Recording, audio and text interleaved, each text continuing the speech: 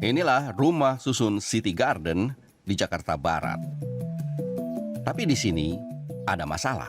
Setiap hari dia harus menunggu datangnya air kiriman. Selama 12 tahun, rumah susun ini belum tersambung ke jaringan pipa air bersih.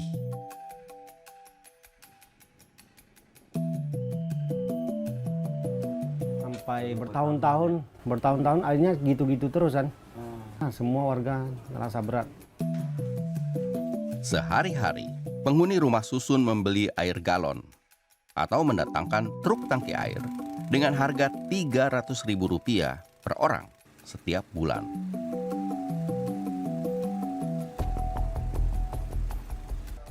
Tahun 2014, pengembang sudah membangun fasilitas pengolahan air bersih. Tapi sejak 3 tahun terakhir, airnya berbau dan tidak layak pakai lagi. Penghuni rumah susun berkapasitas 600 unit ini berharap bisa segera terhubung ke jaringan air bersih karena cadangan air tanah hampir habis.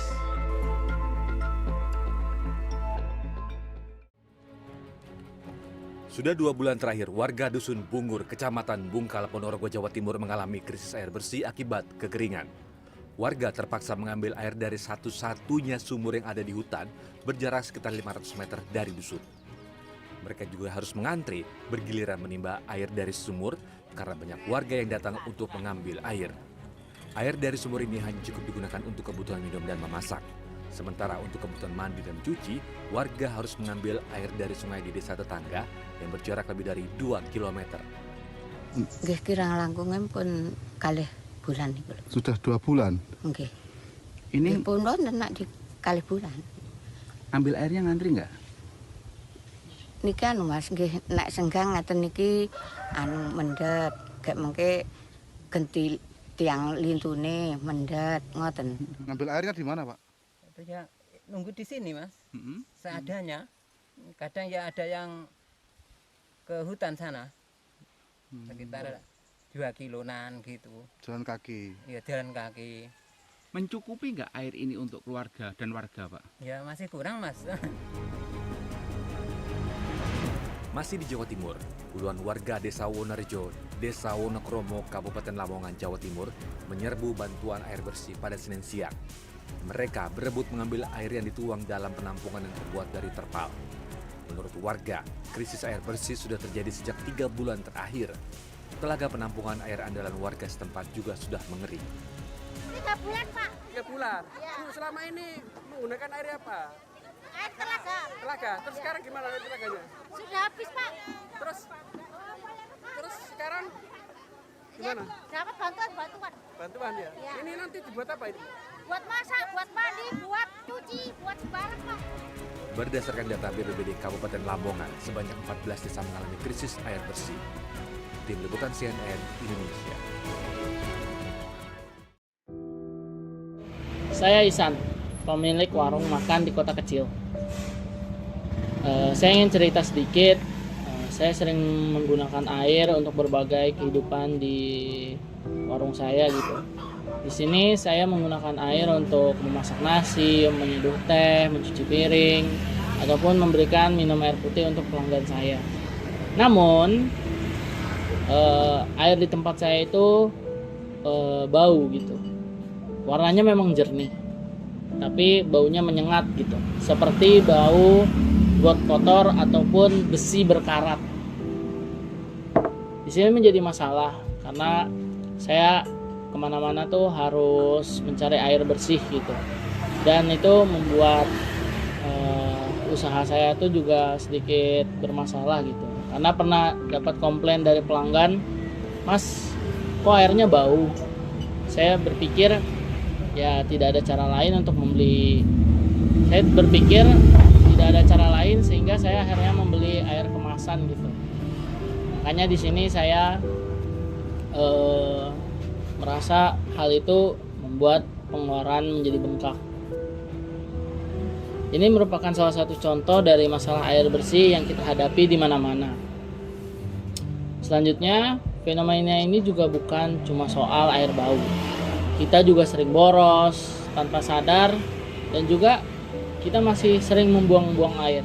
Bayangkan, Orang mandi dengan shower mengalir 15 menit. Sambil bernyanyi, mereka tanpa sadar membuang air yang selama ini berharga. Atau cuci motor dengan selang menyemprot kemana-mana. Air yang mengalir ke selokan. Lalu ada keran yang bocor yang tidak diperbaiki sama sekali. Itu bisa buang ratusan liter air. Jadi menurut saya air bau di warung saya ini juga ada masalah di pipanya gitu. Pipanya sudah tua dan tanahnya di sekitarnya tercemar. Tapi yang paling saya ingin mention adalah kebiasaan kita yang boros masalah air ini bisa makin parah, memperparah keadaan gitu. Karena di Indonesia sendiri jutaan kubik air telah terbuang setiap tahunnya karena keran bocor, selang nyala sembarangan, ataupun orang buang sisa air cucian di pasar. Kalau kita terus begini, air bersih bakal jadi barang langka gitu. Data global bilang 2 miliar orang sudah kesulitan mendapatkan air bersih. Dan Indonesia termasuk negara yang rawan.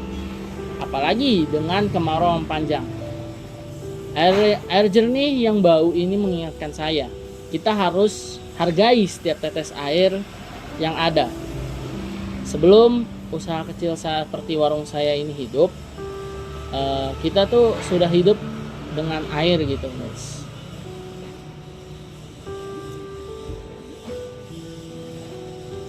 Kita harus mulai sadar dan ubah cara pakai air kita dari hal-hal kecil di rumah, warung, atau di mana saja. Ini adalah langkah awal untuk buat kita selamatkan air bersih untuk masa depan kita.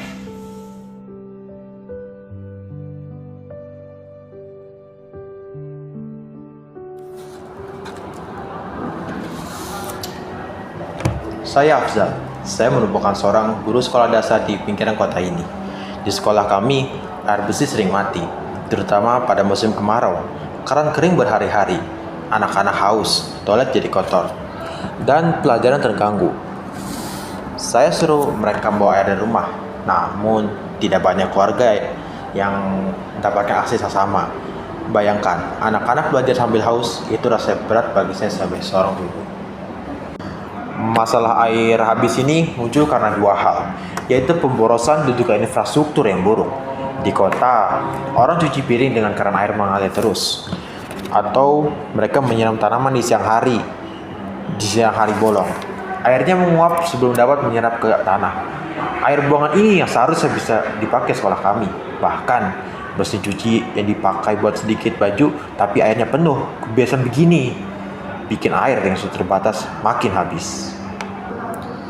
Dari sudut pandang saya, ini soal masa depan anak-anak. Tanpa air bersih, mereka dapat sakit, tidak bisa fokus belajar. Di desa, petani gagal panen akibat adanya kekeringan, membuat harga makanan naik, sehingga keluarga kami menjadi susah. Banjir juga sering melanda, akibat siklus air yang rusak. Saya pernah antri air berjam-jam di truk tangki, dan itu bikin saya sadar bahwa air bukan sesuatu yang selalu ada.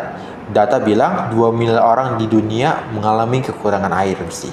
Dan Indonesia rentan karena pipa bocor dan polusi.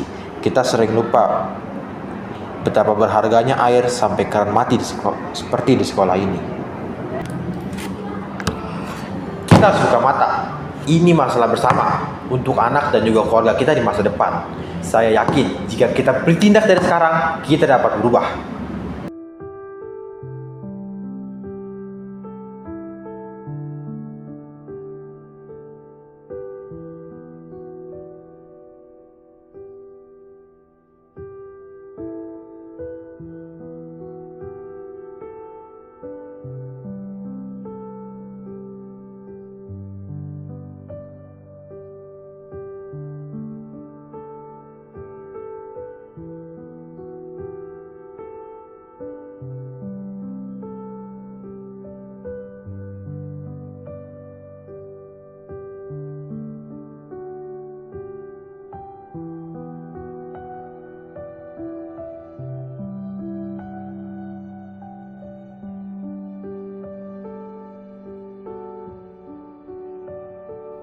Saya Akil, mahasiswa semester 3 jurusan geografi di kampus ini.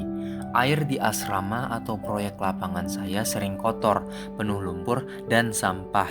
Susah dipakai buat apapun.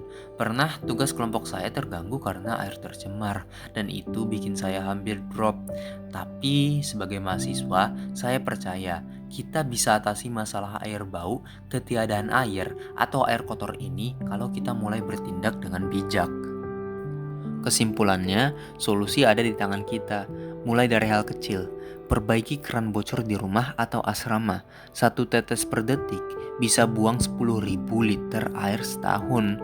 Kumpulkan air hujan di bak atau ember buat siram tanaman, cuci sepeda, atau keperluan kampus. Mandi pakai gayung, bukan shower yang boros. Di kampus, saya ikut program irigasi hemat untuk kebun percobaan, biar air cuma ke tanaman, nggak terbuang sia-sia. Kita juga perlu aksi bareng. Ajak teman-teman mahasiswa bersihkan sungai dekat kampus dari sampah, biar airnya jernih lagi. Edukasi lewat seminar atau poster soal hemat air. Kalau setiap mahasiswa hemat 10% air, kita bisa selamatkan jutaan liter setiap hari. Bayangkan, kampus hijau lagi. Anak muda seperti saya punya air bersih untuk belajar, dan masyarakat luas terinspirasi. Masalah air ini bukan cuma urusan saya, Ihsan atau Afzal. Ini urusan generasi muda kita semua. Setetes air yang kita hemat hari ini adalah harapan buat anak cucu kita besok. Ayo, mulai dari sekarang.